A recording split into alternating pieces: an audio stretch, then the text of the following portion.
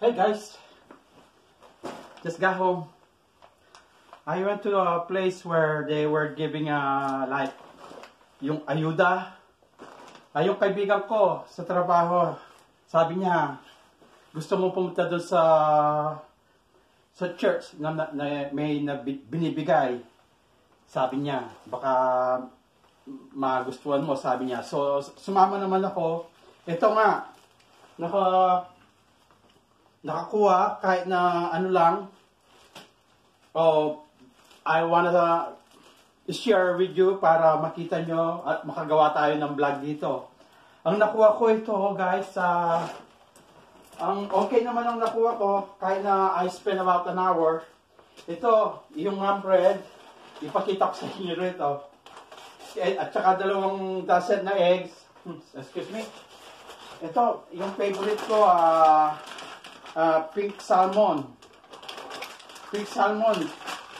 Bawat isang bag, 5 yung salmon nata rito. Yeah, 5.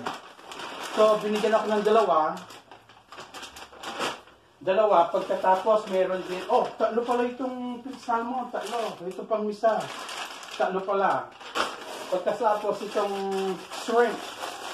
Maliliit na shrimp, parang sa salad, pero pwede na ito. Saka ito, na binigyan din ako ng chicken, whole chicken.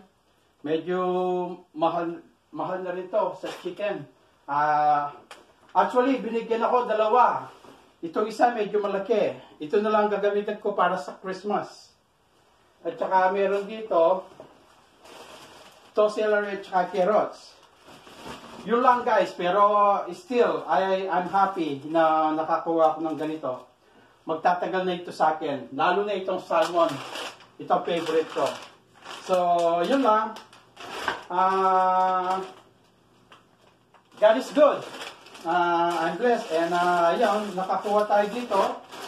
And, Merry Christmas. Thank you po. Okay. I'm gonna put them away. Para makapag, ready. Thank you. Punta muna ako dito.